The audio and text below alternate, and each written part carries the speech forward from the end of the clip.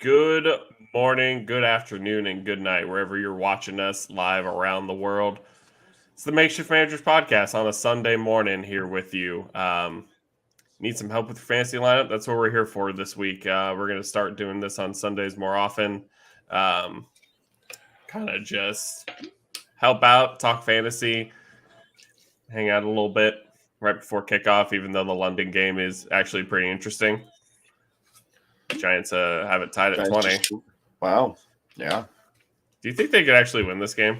I was just thinking about it, actually. I was like, if the Giants, because the thing is, last year, Nick Sirianni, like the entire city of Philadelphia, was breaking down the NFL's doors saying he's coach of the year after he went one game above 500. If DeBolt starts the year 4-1, he's like right there in the thick of coach of the year discussions. It's crazy, but it's totally doable. I think the Giants' schedule isn't the toughest in the world, and they've been playing their proverbial asses off. And if they beat Green Bay, they're better than the Commanders. So, well, shit. I think some of the Pop Warner teams in my metro area might be better than the Commanders at this point. Yikes! Well, should I start Ron Rivera or Matt Rule, Austin? That's the question. The real question should be: it's Ron Rivera. It's Ron Rivera. Matt Rule is at the bottom. Fire Matt They're Rule. 1A, 1B in terms of first coach fired. I think they're both in some serious shit. Honestly, the real question is, can you start Christian McCaffrey this week against the Niners defense? Since, Baker can't support Christian McCaffrey and the San Francisco defense doesn't support anything. Well, the key question is your fantasy football team probably can't support itself without Christian McCaffrey. I get it. It'd be one thing if it was Chuba Hubbard or fucking Dontrell Hilliard out there getting the shine on this Carolina offense. But you drafted CMC at the second overall pick in most of your drafts, and if you got lucky, the fifth pick. Yeah, you don't have the facilities unless you were able to snag a Jeff Wilson Jr. off of waivers or even a James Robinson late in drafts to sit there and say, I'm not starting Christian McCaffrey. He could be playing the Monstars for all I care. If he's healthy, he's in my lineup. Yeah, it feels like one of those things where you're just trying to get too cute, maybe. I don't know what I'm looking at this week. I don't think I have any pressing questions for myself now that Amon-Ra St. Brown has been in. I think Barkley just broke off a big old run. Oh, so he's back. Thank God for my lineups. Yeah. Oh, he broke off a big catch. There you go. Ooh, even better. Receiving yards are weighted in a really weird way in one of my leagues, so I'll take all the receptions I can get. Trying to pull up my fantasy teams, but Yahoo isn't cooperating very well. Oh wow, yeah, he went from 12 points to 26 points in this league. Jeez. Receiving yards are overpowered, dude. Last year in this league, I went up against my dad in the championship, and he had Michael Pittman, Cooper Kupp, and Deebo Samuel. So he didn't play anybody in the championship. He just won as soon as the matchup was set. It's true. Okay. Let's look at our podcast team. What are we looking at? Mahomes, Murray, Jeff Wilson, ETN, Deebo, Waddle, Cooper, Robert Woods. I think that's a fine play. Will Dissly obviously filling in. The fact that we got Damian Harris off the waivers feels wild to me, but I'm not going to complain in the slightest, especially against the Lions this week. I almost said Titans, but that would have been an okay matchup too. But I feel like with Bailey Zappi at the helm, they have to run the ball a lot. Feels like the wind game against Buffalo all over again. Yeah. Yeah, I think everyone on our team is healthy. Knock on wood. So here's a good start to the question. So, in today's matchups, or today and Monday's matchups, are you starting Darren Waller or Tyler Higbee?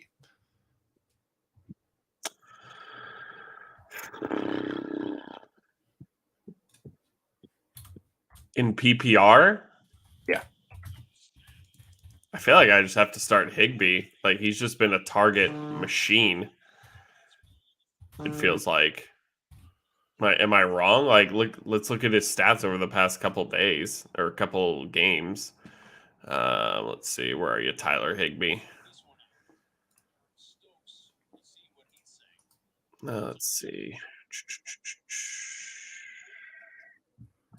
Tyler Higbee, 8.9 in week 1, 14.1 in week 2, 10.10 in week 3, 17.3 against the Niners. The dude's just getting 11 targets, 9 targets, only 4 targets in week 3, but 14 targets against the Niners.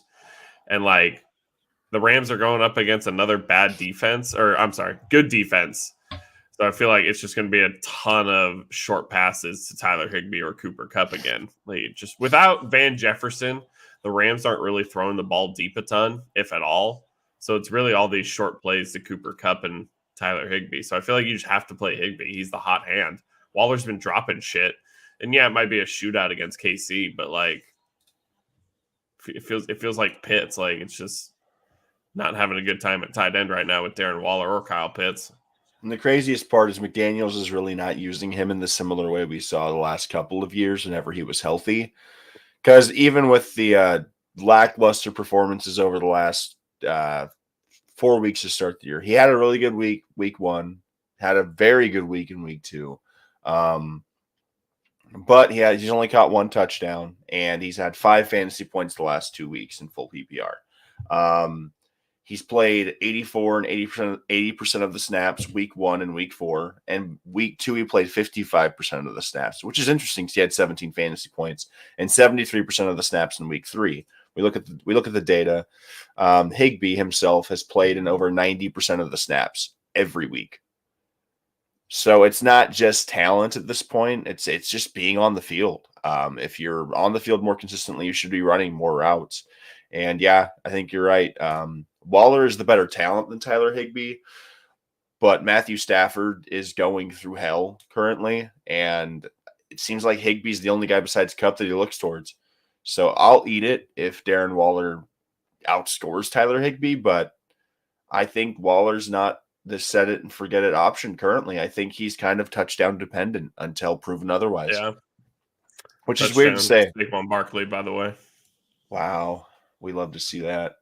I'm still a little upset that I got 7 points on the Packers, dude. Still upset that I got sniped Saquon at the 4th pick in your Cousins league after the keepers. It worked out. I think Debo's going to break out in a big way in the near future. But yeah, I was like, I really want Saquon, but if I can't get him, it's Debo time.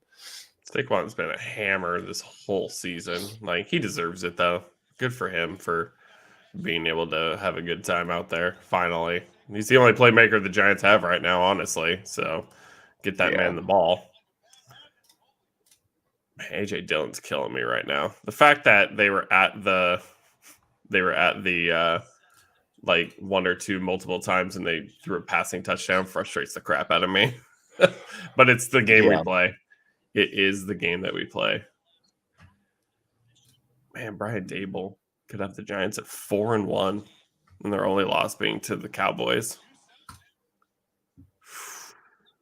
I don't know how to feel about that at all. I'm a little terrified.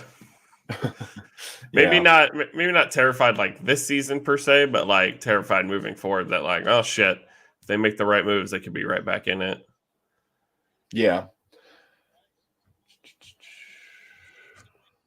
Daniel Jones doesn't have any touchdowns though. That kind of hurts. Didn't start him, but hopefully nobody started him this week.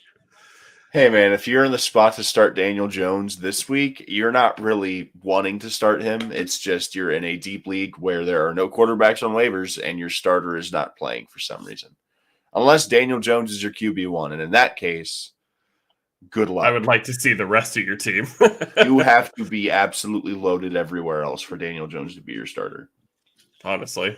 Or somebody must have got hurt. But yeah, if they're here's QB1, good Lord, somebody. You either have to be rostering Russell Wilson or you had Trey Lance at some point because dear God, Wilson. Russell Wilson. That was the worst. You are very lucky you worked Thursday night and you didn't have to watch the full game. I felt like I was being tortured watching that full game. It was so brutal.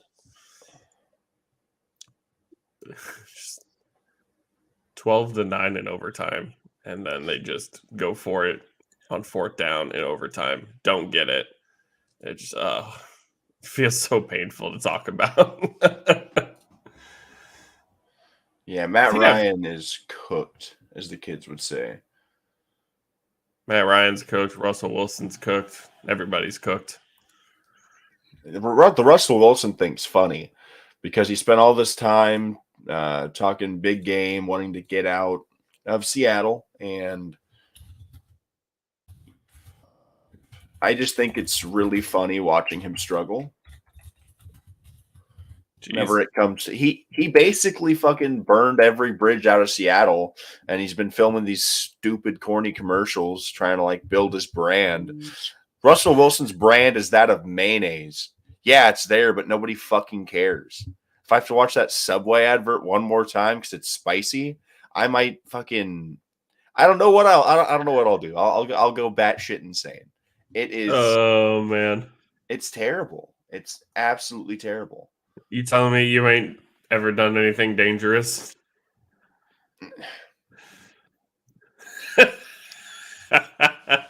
I'm just saying, man, that might have to be the absolutely worst. It might be the worst advert I've ever seen for Subway. It's close. It just because it's like he's having a conversation with you, but it's just dead air. It's the great part. So terrifying. It's in the vault, which is the great thing. Like Russell Wilson's playing career is in the vault at this point. I think that sandwich has a better chance of throwing a touchdown to Jerry Jeudy at this point. It's asinine. It's absolutely insane. If sports betting was legal in California, I wish I had the hindsight of like no one's scoring a touchdown in this game. Has Shaquille Leonard even played a snap this year? Is he still out? Oh, God, I don't know. Let's see. Shaq Leonard. I feel like he has played snaps, but he got hurt again. Maybe. Because there's the biggest thing for me whenever it comes to fantasy, whether it's your quarterback, especially with your skill guys, because your quarterback is if you're playing a starting quarterback in the NFL, they should give you positive points unless it's Marcus Mariota in week 4 of this year. Don't know what the fuck happened there, but week after week, your top 10 should relatively be the same unless there's just an insane matchup for a quarterback going against a super vaunted defense. Like this week's top 10 ranked fantasy quarterbacks by Sporting News. It's you got Allen, you got Hurts, you got Jackson, you got Mahomes, Brady, Burrow, Herbert, Murray, Rodgers, Derek Carr. The number 10 spot can fluctuate based upon whatever matchups are going on. But once you get through the top 8, it's kind of just throwing darts. You're playing your matchups. You're hoping that there's a shootout. Like the Derek Carr at 10 this week. Should I start Derek Carr over Kirk Cousins? Yes. I think Derek Carr is a must start this week. If you have him rostered and you don't have a quarterback that's better, there's no better opportunity to start him than this week. Any week where his team is going to be put to the brink in terms of having to score points, I like him. Could he throw 3 picks and cost his team the game? You bet your ass. And he'd cost your fantasy team the game. But if the Raiders are trying to win this game, Josh McDaniels has to air it out. Because old Josh Jacobs could rush for like 100 yards as well. Jacobs has been very good this year. But if they want to keep pace, the Chiefs are on fire. They just literally ran Brady out of his own house. So if we think the Bucs defense is anything great, then this Raiders defense is going to be Swiss cheese. Yeah, they should get annihilated on Monday night, but at least Carr can put up like 2 or 3 touchdown passes and trying to keep up, and then a little garbage time maybe. I mean, he'll put up points for sure. He should be fine in terms of that, but we'll see. But who's Kirk Cousins playing this week? He's playing the Bears. I'm starting Kirk in a league whenever I have a 2-quarterback league. It was him or Geno Smith, and I was like, I benched Kirk for Marcus Mariota last week, and it bit me in the ass. So I'm not starting Geno Smith against the Saints. Just not going to happen. The Saints are a much better team defensively than the Lions are. Don't chase points with Geno Smith. Please, just don't chase points in general. That is another big rule. Start your studs. Don't chase points. And talent is important, but talent fails when opportunity does not knock. We're going to see it soon with Antonio Gibson. As talented as he is, Brian Robinson is coming back this week, and most of Gibson's rushing attempts should be absolved over time. He was going to be a return specialist to start the year until Robinson got shot. So the Antonio Gibson party may be over. Looking at the top 10 running backs for this week by Sporting News, Nick Chubb against the Chargers scares the piss out of me. Nick Chubb is the best pure runner in football right now. I love Nick Chubb. I think he's probably one of my favorite running backs in the league. He runs hard, and if he got a Derrick Henry level load, I don't think it would be close in terms of fantasy production. He's so efficient with just the ball in his hands that if he got 30 carries a game, I wouldn't be surprised if he put up over 200 yards. That's how efficient he is in just a per touch basis whenever he gets carries. Henry against the Commanders, Washington is not good on defense, and they're passable on offense. Are you telling me a one-dimensional team is going to run all over the Washington Commanders? I'd like to believe so. And as we mentioned, Saquon Barkley against the Packers. Regardless of matchup, you're starting your running backs 1 through 7 because Kamara's been a little iffy. I don't think you have a better option on your team to sit Kamara whenever he's healthy. James Robinson is the only guy where I could think you may have a better option just based upon draft capital out of this top 11. Because inside the top 15, 1, 2, 3, 4, 5, 6, 7, 8, 9, 10. 10 of the top 15 backs were drafted within the first 2 or 3 rounds of your draft. Yeah. Depending on the structure of the draft, depending on the points per reception, whatever scoring systems you are in, if the player is healthy, they are hitting your lineup, regardless of the matchup.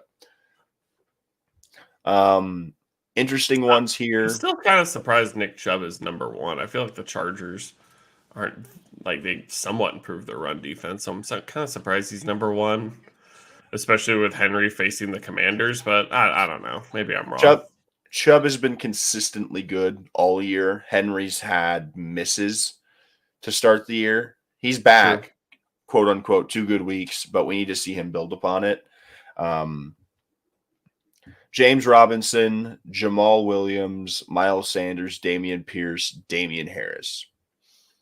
Aaron Jones is a great football player, fantasy player.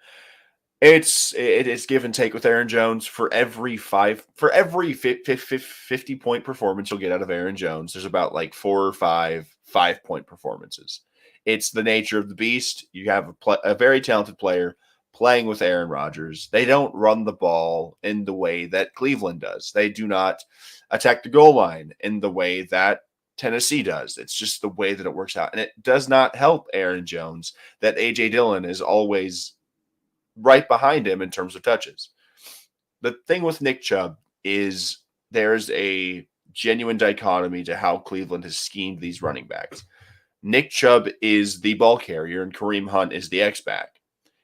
In what we're seeing in Green Bay, A.J. Dillon is becoming more and more of the ball carrier while we're seeing Aaron Jones flex into this type of like X-back who can line up in the slot, get more receptions. But where you're drafting Aaron Jones, you want him to get at least 15 to 20 touches. As opposed to Chubb, who has a baked-in 15 touches with like 2 to 3 reception upside. So with Aaron Jones, that raises the question, are you starting him or James Robinson this week? Probably Robinson because of the matchup. Aaron Jones or Jamal Williams with no Swift. Who's Detroit playing again? New England? Yeah, New England. I think they can get up early and just kind of sit on the rock. Probably Jamal still, especially without Swift.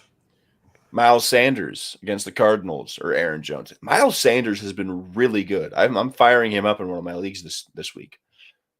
He's had like over 100 yards. Arizona's defense sucks. So Miles Sanders. Yeah. And here's where it gets interesting. We got 3 backs here. Dameon Pierce, Damian Harris, Rashad Penny. Damian Harris. I got to pick the second worst rush defense in the Lions. And we're talking against Aaron Jones. You taking any of those 3, or are you going to ride Aaron Jones? I just don't like Aaron Jones. He burned me last year, and with AJ Dillon, the team is just really a roller coaster of what you're going to get each week. Like I start Dillon every week, but I don't love having to do that. But sometimes I'm And good, and sometimes I'm bad. there are certain instances where a running back drafted in your first 3 rounds isn't going to be a must start. I'm going to give you 3 names of guys that were taken within the first 3 rounds of drafts, give or take based upon ADP across platforms. We've got Najee Harris, James Conner, and so Najee and James. Yeah, those are the 2 that were safely in the first 3 rounds. And then we have Zeke at 28 as well as Montgomery at 26. Najee Harris scares the shit out of me. Rookie quarterback. No. You don't start him against the Bills in this matchup. I think the Steelers are going to get absolutely wrung like a terrible towel. They're going to milk everything out of this team this week. It's going to be terrible. James Conner just hasn't been able to get it going, which is fair. He scored like 500 touchdowns last year, so anything less is going to seem like just an absolute crater. I like Conner more than Najee personally, but there's a lot of value at the running back spot this year because once I listed off Rashad Penny, there's still this group of guys that I'm not afraid to start if I have to. So after Penny, we have Josh Jacobs, Ramondre Stevenson, AJ Dillon, CEH, Devin Singletary.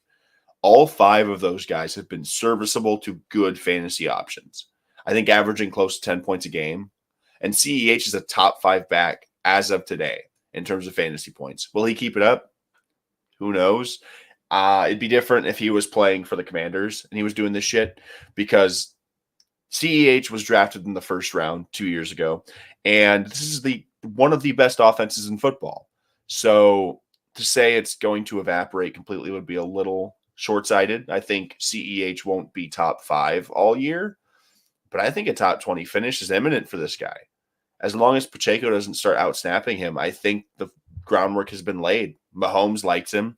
He's kind of getting all this shovel work that Tyreek could have gotten in terms of like jet sweeps and stuff like that, underneath stuff.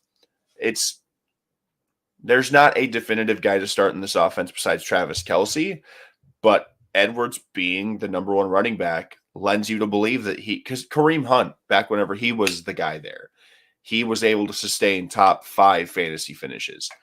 Before Mahomes got there and Andy Reid deployed Jamal Charles. My apologies, Jamal. Jamal Charles is one of the most electrifying fantasy running backs ever. Andy Reid knows how to 100%. use running backs. And I'm not saying CEH is even remotely close to what Jamal Charles was, but you have a head coach that knows how to utilize running backs. LaShawn McCoy, Jamal Charles. The list goes on. Andy Reid can get production out of fantasy backs. And with a guy like Mahomes, the ceiling is the roof at this point. To quote Michael Jordan, like CEH could finish as a top 15 fantasy back, and I would not be surprised. It's what I was drafting him to be the last 2 years. I was just tired of having to bench him for my backup running back every week. Yeah, Jamal Charles was fucking wild. I think I had him 1 year. I think I might have had him during his like insane game. I just can't remember that far back. But boy, that was a great time in fantasy. And those rankings I was listing off are standard. In PPR, there's a little bit of a shift. Henry drops to 4, Mixon bumps to 3, Saquon's at 2. Aaron Jones is the 9th best. Aaron Jones in PPR, I'm starting him across a lot of leagues. PPR changes stuff. Nick Chubb still at number 1 in a PPR league is just an indictment of how good he's been this year. It's just you don't know when Kareem Hunt is going to snipe the touchdowns, and maybe snipe isn't the right word, but Kareem Hunt will have his big games that kind of brings down Chubb a little bit. But I guess that doesn't really stop you from starting him. You start Nick Chubb every week, no matter what. It would be hard for me to put him at number 1 in any given week. So because of that kind of dual-headed backfield they got. That's the biggest thing. That's the biggest thing, because in fantasy we draft the players. Regardless of how you draft, the point is to enjoy your team. You're building a team that you want to have out there. So start your studs, obviously, but usage, snap share, and the type of usage they're getting are paramount to figuring out who you're going to start any given week. And now we're going to look at the wide receivers in terms of the rankings. Sporting News, thankfully, sportingnews.com. Thank you for your prestigious list. PPR rankings for receiver. If you're not in a PPR league in 2022, get out of the league. PPR, it just makes sense. Even half PPR, there has to be some rhyme or reason to why people are scoring points, and PPR makes the most sense. Looking at the rankings, number 1 this week is Cooper Kupp. If you are not starting Cooper Kupp, you must not be fun at parties. Then we've got... I got 14 receptions against the Niners. 14. Yeah. My man could go for 12 yards with that and still put up a fine week in PPR. Yeah. It is absolutely nuts. Here's a mess. It's one of those mornings. Ooh, I didn't hear what you said. Sorry. It's one of those mornings. I feel it. No, yeah, I just... Ooh. No, so 2 through 10, we're looking at Jamar Chase, Stephon Diggs, Tyreek Hill, Devontae Adams, Mike Evans, Justin Jefferson, T. Higgins, A.J. Brown, and CeeDee Lamb. Receivers a great place to play fantasy. Like, there's a reason why people draft running backs so bountifully in the first 3 rounds. It's because Deebo Samuel was drafted as like the 4th wide receiver off the board in some drafts, maybe 5th. He's the 20th receiver this week in terms of rank. Devonta Smith was drafted, I don't know, wide receiver 25 off the board in some leagues. He's number 18. You could have picked up Chris Olave off of waivers in some leagues 2 weeks ago. Honestly. And he's ranked 14. Receivers, the thing about fantasy receivers, the shit don't make sense, and that's the fucking point. Unless it is these top 10 dudes and you're getting the indisputable number 1 on their team, it doesn't have to make sense. Justin Jefferson is ranked 7th this week against the Bears in PPR. What you're looking for at your receiver spot, most important part is targets. Second most important part, besides the raw talent of the individual, is who the fuck's throwing the ball. Because as good as DJ Moore is and as high as he was drafted, Baker Mayfield can't hit the broadside of a barn. And that's a problem. As good as Deontay Johnson has been over the last 3 years, Mitch Trubisky could not get him the ball consistently, and I don't expect Kenny Pickett to be peppering him with the targets. There's a reason why Devontae Adams, Tyreek Hill, Stephon Diggs, Jamar Chase, and Cooper Kupp round out the top 5. Tyreek being the exception with Teddy Bridgewater, but Bridgewater has been able to effectively tread water for his career and provide decent fantasy performances to receivers. I feel like both Jalen Waddle and Tyreek Hill. Where's Jalen Waddle at? Is he anywhere on that list?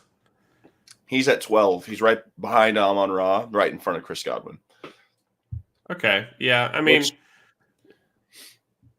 I would say that Jalen Waddle and Tyreek Hill were better than Sutton and Judy. So Teddy Bridgewater has better playmakers per se.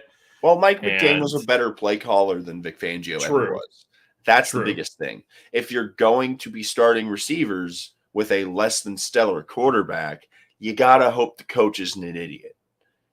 So you could have a team that has great receivers and an above average quarterback with a terrible head coach. And Russell Wilson will show you what that means this week. And then this is the cool part, because you see Jamar Chase and T. Higgins both in the top 10. You see Jalen Waddle, Tyreek Hill, both in the top 12. Great quarterback or great head coach with passable quarterback, because the receiver can't throw the ball themselves. As much as you wanted to watch that Brett Favre commercial in the 2000s where he was like, watch this, all those Fantasy Files commercials. Don't worry, Brett, we're still thinking about you and your crimes, so you're not off the hook yet. But there's a lot of real value at that receiver. DK Metcalf's the 28th ranked receiver in fantasy this week. Will he get shadowed by Marshawn Lattimore? Who knows? Possibly. But you could go down the list. By the time you hit 40, Adam Thielen is the 40th ranked receiver against the Bears. Receiver is just so damn deep. Yeah. Honestly, I mean, after Adam Thielen's a touchdown machine, too. after Thielen, it gets pretty bleak. With Rashad Bateman out for the day, if Devin Duvernay, for some reason, is still on waivers, I'm starting him in a league. We have him in the podcast league. Devin Duvernay is a solid wide receiver, too, on a competent NFL offense. And outside of Mark Andrews, if Bateman's not healthy, he's the number 2 option. And he's got good hands. He's going to be in the return game. He is involved in this team's offense. There's a reason why Willie Snead is not still there. Devin Duvernay is a target that Lamar likes and Lamar trusts. Even Isaiah McKenzie at 46. He's fun. I think he's playing this week. He was in concussion protocol. No, Isaiah's out. He's out. Okay, do not sit. Sit Isaiah McKenzie. Allen Robinson, if he ever figures it out. No, he's 49 this week. I will advise you to sit Allen Robinson everywhere you can. Okay, so we're going to go. So top 10, you're going to start in your lineups if they're healthy. And even 11 through 14, we will say if you have them, you're firing them up. Yeah. 15 through 30, we'll play a thought exercise. I'll ask you, should I start? I'll give you 2 names. Pick one. PPR? So, yes, this is PPR rankings. Okay. Which is why Cooper Kupp was number 1 in PPR. Jamar Chase was number 1 in standard. So, Mike Williams, Amari Cooper. And no Keenan Allen this week for the 5th. I have advised people to sit Cooper this week, so I'll go with Mike Williams. Mike Williams or Devonta Smith? Mike Williams. I do not like Devonta Smith. Mike Williams or Christian Kirk? Who's Jacksonville playing again? The Texans.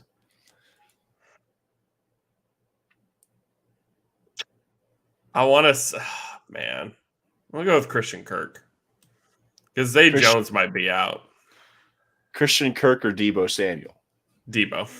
Deebo's ranked 20 this week, which is insanity to me. That's wild. The only thing that scares me go for it. The only thing that scares me is this Panthers defense has been very good. J.C. Horn, C.J. Henderson, their secondary is not bad. And Jimmy is not that good week to week, which is the only thing that I'm worried about. But you're not getting 5 to 6 carries out of Christian Kirk. Deebo Samuel is going to get the ball. It's just a matter of how efficient those touches are going to be against this defense. By the way, it is official. The Giants beat the Packers 27-22. Yikes.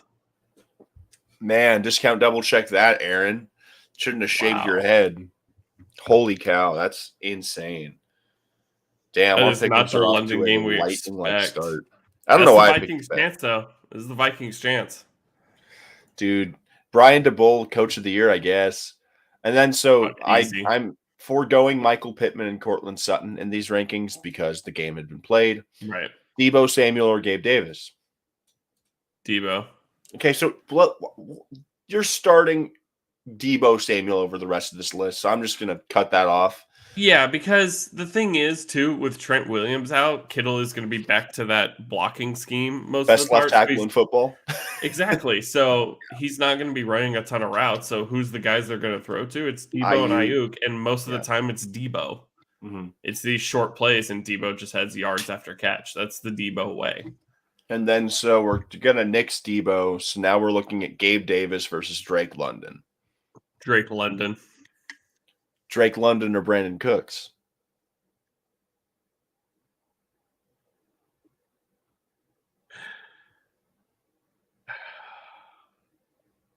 God. Brandon Cooks.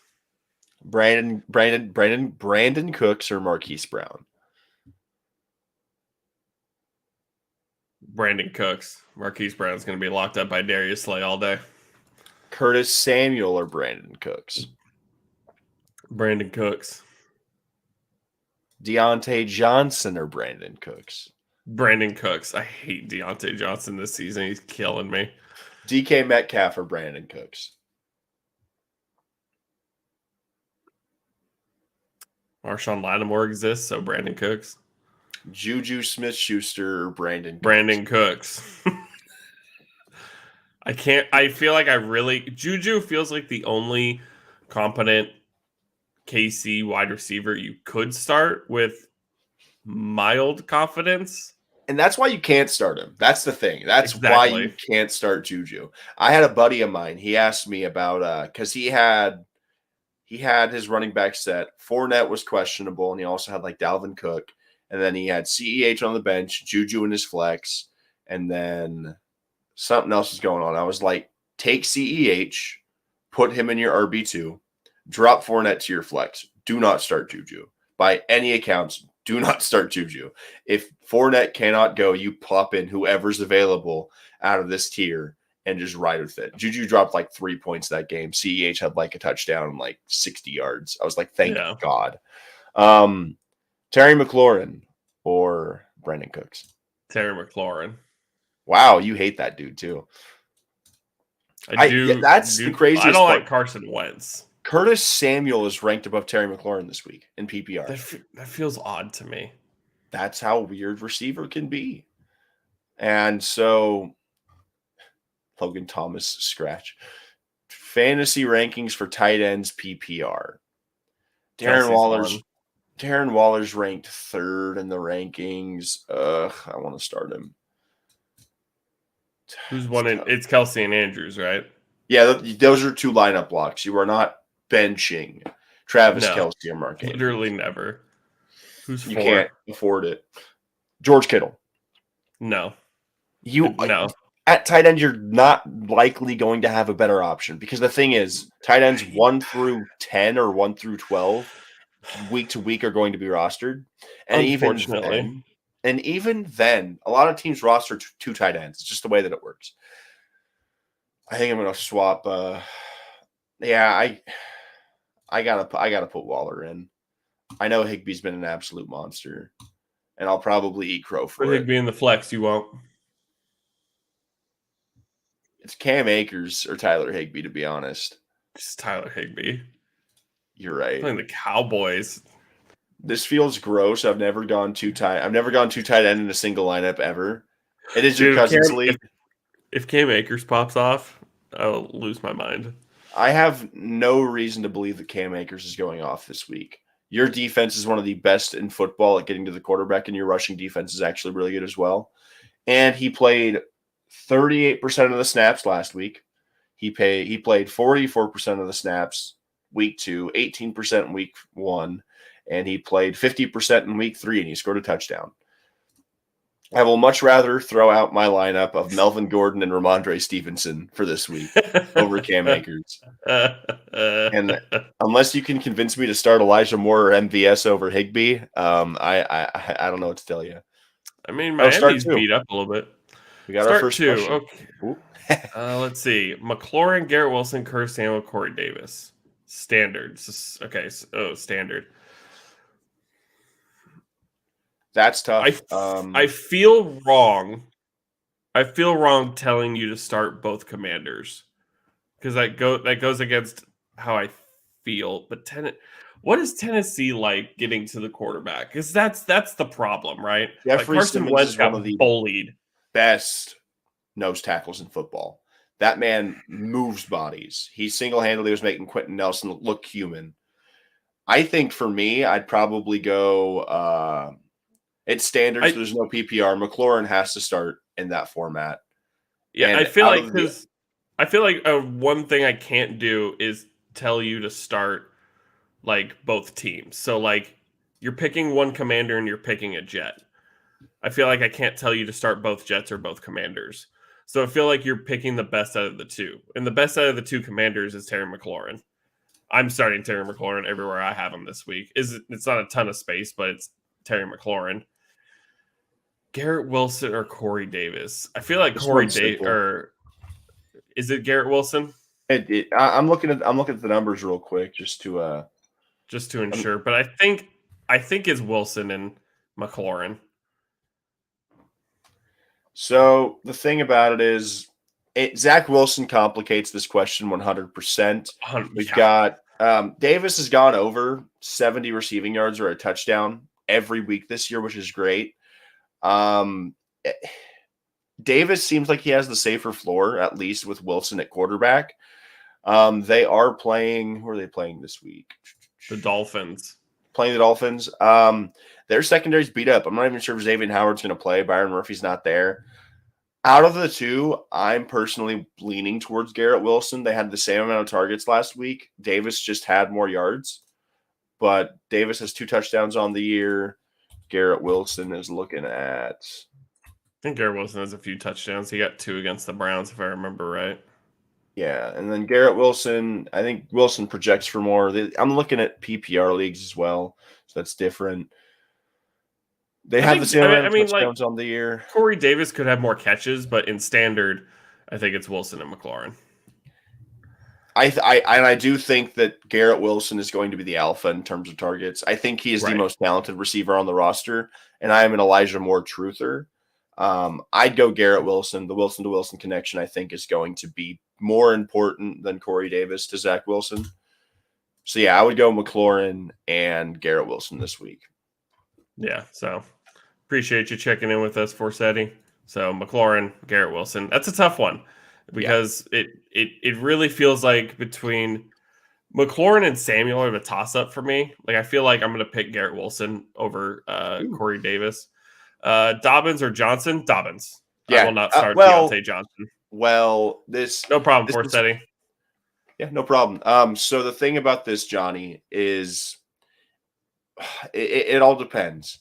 Because this is obviously a flex question. I'm gonna lean Dobbins. I don't know if Edwards is back yet, so that's gonna be the most important part of it. I'm not sold on Dobbins yet. I think Dobbins he's dealing with like a shoulder. He's dealing with some form of an injury after last week. It's nothing serious, obviously. He's going to be playing, but I heard somewhere that he's not fully healthy in terms of like 100%. But no NFL player that's played a down of football this year is fully healthy. True. Flex indeed, sweet. Okay, I would go J.K. Dobbins. He makes the most sense in the spot. Yeah, especially if it's PPR too. I just can't tell you to trust Deontay Johnson because I personally do not trust Deontay Johnson. Yeah, at this point, Deontay Johnson is interesting, but you have to wait until Kenny Pickett proves that he can feed him the ball. Yeah, like it is easily possible that Deontay Johnson does put up a few more points than Dobbins this week, but I don't think Deontay Johnson would like explode on your bench per se. It's just not. None of the analytics tell me that Deontay Johnson's going to go off at any point ever. It's just not there. And the biggest thing about it for me is in the flex, you have to go with one of two things. You want usage or upside. And Deontay Johnson he's not going to have more touches than Dobbins this week unless Kenny Pickett just throws at him 15 times, which I don't see happening against the defense they're playing in the Bills. I think if the Bills are going to single out one guy on that offense, it's going to be Deontay Johnson. They're not going to let him beat them. And Dobbins has a baked-in 15-touch ceiling, which touches are hard to come by, especially at your flex spot. So if I at the flex, I'm going floor 9 times out of 10. And the thing is, Justice Hill is out this week. Yep, so and Gus Edwards still isn't back.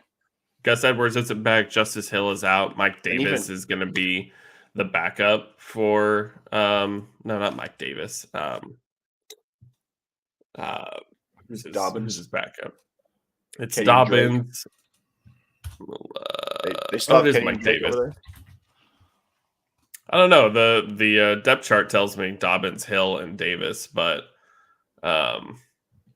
with Justice Hill out even more, it tells me to lean Dobbins. Even though Cincinnati's been pretty good at the run, Dobbins should get some catches too. He got some last week against an even better defense in Buffalo. So I'm starting Dobbins for sure everywhere I go. And I actually traded away my only share of Deontay Johnson this year. And I actually had to drop Deontay Johnson in a league. So I wouldn't recommend dropping Deontay based upon your roster construction. No, yeah. Yeah, he's far more expendable than I would like him to be at the spot he was drafted at. Yeah, I'll be straight. I traded Deontay Johnson straight up for Terry McLaurin. you win that deal. Yeah. I was as bad as Carson Wentz can be, Kenny Pickett is unproven, and Mitch couldn't prove a thing whenever he was in the games. And Deontay Johnson has his 2 to 3 drops per week in clutch situations. So at least he's not celebrating down by 6 with 13 seconds left. We're looking at you, Chase Claypool. Oh, man. So lineups are about to lock. We've got 15 minutes till 10 o'clock kickoffs. We don't have a whole lot of... I'm trying to see what game I'll be watching when I get back from errands. I think I'll just be watching Red Zone. There's nothing really like standing out to me. 1 o'clock seems like a pretty stacked time. You got Arizona and Philly. You got San Francisco and Carolina. Monday should be a fun game regardless. You got Dallas and the Rams. 1 o'clock seems like the much better window today. Sometimes 10 o'clock is a little bit more, but I think the second round of games are going to be much better today. You guys play at 1 as well? I guess so, man. We'll see how it works out. No, you play at 10. Yeah. Well, we're East Coast right now, so yeah. It'll be one. We're in LA. No, we're at Cleveland. Oh, I guess that makes sense because the Rams are at home. Yeah. Checks out. Maybe I should have told people to start Amari Cooper then, since he's at home. I don't know. What's the Jalen Waddle or Mike Evans? Oh man. Chris Godwin might be back in the fullest of extents this week, and we've seen Tyreek Hill and Jalen. This is tough. Genuinely, the jackalope. This is probably the hardest question I've been asked all week, and I'm going to lean Jalen Waddle. I have so many shares of Jalen Waddle. This answer might be disingenuous. I have no Mike Evans. Mike Evans is the epitome of efficiency at the receiver position. He only catches touchdowns, and he's 1,000 yards, 10 touchdowns, whichever way you cut it. And he has one of the best quarterbacks to ever play. Albeit, this Dolphins team is going against, let's see, where's Mike Gesicki in these rankings? I need to figure out who the Dolphins playing. Jets. Dolphins are playing the Jets. Teddy Bridgewater is not my first choice of quarterback, but the Dolphins are not my first choice of secondaries. Sauce Gardner is going to be playing against Tyreek Hill. Here's my question. What is your feelings on AJ Terrell? AJ Terrell is a very good corner. I don't think who's covering Mike Evans all day. It's not Marshawn Lattimore. This isn't going to be the Mike Evans gets suspended a game for punching a dude in the face. I think Evans can not have his way with Terrell. It'll be difficult, and I think Godwin sees the most benefit from a Terrell shadow on Mike Evans. If anyone's shadowing in the Dolphins game, it's probably Sauce on Tyreek Hill. I think Jalen Waddle's due for a big day, especially in PPR. Waddle gets peppered with targets in this offense. McDaniel loves him. Tua likes him a lot. Bridgewater scares me because we don't know about the rapport they have. But in terms of just the overall talent, I don't know if it's a super wide gap between Evans and Waddle. And I just think the opportunity might be a bit more for Jalen Waddle in this offense, especially with the Jets offense that's been able to put up points. So I'm going to lean Waddle. I don't know how you feel, Austin. But Mike Evans is due for a touchdown, it seems, every week. But with Godwin back and Julio Jones might be playing, there's a smaller share of the pie going Evans' way in terms of targets and touches, I'm assuming, this week, as opposed to what Jalen Waddle should be getting. I think I'm going to lean Jalen Waddle simply. They're both outstanding wide receivers, and they both should be right next to each other in the rankings, it feels like. I'm going to go Jalen Waddle simply because I think the Jets and the Dolphins have a much better chance of exchanging points than the Tampa Bay does with the Falcons. I think Evans could catch a touchdown tonight.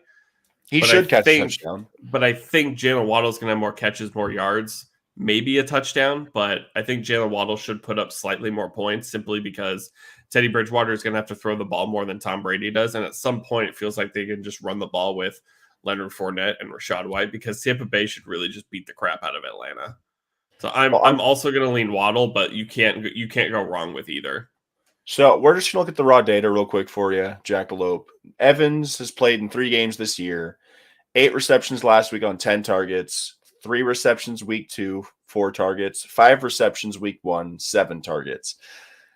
Yes, he has scored 3 touchdowns on the year. That is very helpful in terms of fantasy point scoring. But looking at Waddle, he's had 1 bad week, and in the projections, I'm thinking so. Waddle had 5 targets week 1, 19 targets week 2. Week 3, he had 6 targets.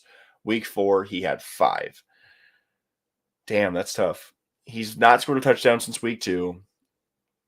When he had his big game with Tyreek Hill. Since he was a weird game, Tua got knocked out halfway through. They weren't actually able to game plan Bridgewater into the scheme. McDaniel has proven that he wants Waddle to be a factor in this offense. And Waddle is talented enough to turn 6 targets into 102 yards on 4 receptions. Yeah, they're going to be in the same area of Mike McDaniels literally came from San Francisco, the guy who threw the ball deep to Debo behind the line of scrimmage and then just yards after catches. They're going to do the same thing with Jalen Waddle and Tyreek Hill. They're going to get their catches. They're going to get their targets. I don't think Teddy Bridgewater is going to really look anywhere else. On ESPN for this week, they are projecting Mike Evans to score 0.2 less than Jalen Waddle. So ESPN thinks Waddle has a better day. I think Waddle has a better day. And I just think Waddle's going to see a bigger opportunity share of targets, of yards, of touchdown opportunities. If they get into the red zone in Tampa Bay, Evans is obviously 1A, and then Fournette's probably 1B. But with Godwin back, I think Godwin's primed for a smash roll today. And I just think if Godwin's playing, it tempers whatever you're going to get out of Evans. Yeah, of course. Yeah, good luck, man. Exactly. Yeah, good luck this week. If you're going through that decision, I feel like your team is pretty good. Yeah, 100%. I mean, if you're benching Mike Evans or Jalen Waddle, whatever decision you end up fully making, your team's got to be good. So your rest of the team might be able to carry if we steered you the wrong way. Man, it feels like half of my teams I'm just steering to try and stay out of like water. Almost half of my running backs I have rostered are just on my bench because they're out. Yeah. I had to pick up a second kicker this week because Jake Elliott's out. And I don't want to get out of that offense, man. I think their kicker is going to be valuable. And you want to talk about a weird season of we've had Prater hurt, Butker hurt, Elliott hurt. Dude, I've been wanting to pick up. Butker's just sitting there often. Butker's just sitting there in some leagues, and I just want to pick it. Should I just pick him up and drop Jake Elliott? Because I have young Oku as my starting kicker right now. I just don't know if Butker's ever coming back. Who do you like more, Matt Gay or Harrison Butker? Right now, Matt Gay, because he plays. True. But I was looking, we could easily pick him up in our deep league and put him in. He's out. Butker's not playing is the problem. I would drop Jake Elliott for Butker because Jake Elliott's out, and I have a kicker to start. Man, that's tough. I think we're going to get on out of here and get ready for kickoff. Yeah, I think so. Thank you to everybody for stopping by, asking the questions. May the fantasy odds be in your favor. If our picks failed you, there's always next week. But no. Yeah, seriously. And we're in week 5. We got plenty. Got 10 more to go until playoffs. Yeah. So injuries are not baked into these start-sit questions. If somebody were to get hurt, yes, that is not our fault. Probably a sit decision. Yeah, but I sadly cannot predict soft tissue inaccuracies. But we do our best, and that's all we can do. And for everybody that joined in, thank you again. Don't forget to catch us tomorrow at 6:30 p.m. Pacific Standard Time. Sweet. Back here tomorrow, wrapping up all the games, seeing what happened, and we'll have to check to see how accurate we were in our picks this week, especially with these questions. I'm always curious about that because some I'm starting some of these guys, so I'll be keeping an eye on them for sure. With the amount of leagues I'm in, I'm probably starting 95% of the people that were mentioned. Yeah. That. But, yeah. You want to hit them with it? Yeah. If you're new to the show or you're a longtime listener, there's one word that we send everybody off with. So until next time, peace.